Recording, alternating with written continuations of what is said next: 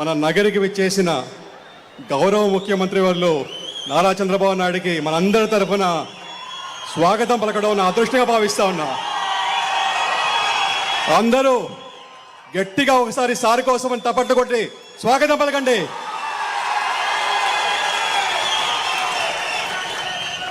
నిజంగా చెప్పాలంటే నేను బాబు గారికి వీరాభిమాని, లోకేష్ గారికి విధేయుణ్ణి.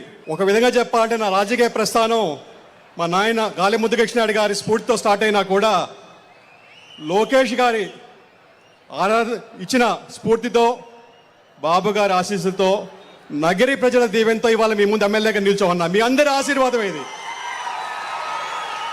మీరు ఉండబట్టి, మీరు చేయబట్టి ఇవాళ అఖండ మెజారిటీతో గెలిపించారు. మీకు ఎప్పటికీ రుణపడటం. మీరు ఎంత చేసినా తక్కువే మీ నగరి ప్రజలకి. అలాగే నేను అమెరికాలో ఉండేవాడిని. అమెరికాలో ఉండేటప్పుడు ఒక ఫ్యాసినేషన్ ఉండేది బాబు గారి గురించి. ఎవరు చూసినా బాబు గారి గురించి మాట్లాడేవాళ్ళు. అమెరికాలో అది కూడా అక్కడ పేపర్లో బాబు గారి గురించి రాసేవాళ్ళు. న్యూయార్క్ టైమ్స్ లాంటి ఆ పెద్ద పెద్ద పేపర్లో కూడా బాబు గారి గురించి ప్రస్తావించేవాళ్ళు. అప్పుడు అనుకునేవాడిని, ఒక రాష్ట్ర ముఖ్యమంత్రి, అది కూడా ఇండియాలో, అక్కడ డెవలపింగ్ నేషన్ అంటారు మనల్ని అమెరికాలో.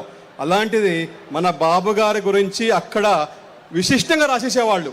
అంటే ఒక forward thinking leader, visionary leader, బ్రహ్మాండంగా డెవలప్ చేస్తున్నాడు ఆంధ్రప్రదేశ్ని, ఇవాళ ఆంధ్రప్రదేశ్ రూపురేఖలు మారుస్తున్నాడని చెప్పి వాళ్ళు కోకొల్లలుగా అక్కడే రాసేవాళ్ళు. అప్పుడు అనుకునేవాడిని, అబ్బా మనం గుర్తించలేదు కానీ అమెరికా వాళ్ళు గుర్తించారని చెప్పేది. అలాంటి లీడర్ ఇవాళ మనకి దొరకడం మన చేసుకున్న అదృష్టం. అది నిజంగా చెప్పాలంటే ఇవాళ దేశంలో చాలా పాలసీస్ కూడా సార్ చెప్పిన దాంట్లో ఇవాళ ఆదర్శంగా తీసుకొని చేస్తూ ఉన్నారు. నిజంగా చెప్పాలంటే ఎడ్యుకేషన్ రిఫార్మ్ తీసుకున్నామంటే ఇవాళ మన దేశ విదేశాల్లో చాలా మంది పట్టభద్రులు పోయి మంచి లైఫ్ లీడ్ చేస్తున్నారంటే ఆ రోజు సార్ పాలసీ ఒక దిశానిర్దేశం ఇచ్చింది. ఎందుకంటే చాలామంది వందల కాలేజీలు ప్రైవేట్ సెక్టర్లో పెట్టి అందరికీ చదువుకునే అవకాశం ఇచ్చారు. కాబట్టి ఇవాళ ఎక్కడ చూసినా కూడా ఇంజనీర్లు ఉన్నారు, డాక్టర్లు ఉన్నారు. అందరూ కూడా దేశ విదేశాల్లో కూడా స్థిరపడి ఇవాళ అందరికీ సేవ చేసే భాగ్యం దొరుకుతూ ఉంది. మీరంతా తెలుసు. అలాగే మనం చూసాం, ఒకప్పుడు మన ఆంధ్రప్రదేశ్ అంటే రైస్ బౌల్ ఆఫ్ ఇండియా అనేవాళ్ళం, అన్నపూర్ణ అనేవాళ్ళం. ఇవాళ ఆంధ్రప్రదేశ్ అంటే ఐటీ అంటున్నాం, బీటీ అంటున్నాం, ఫార్మా అంటున్నాం.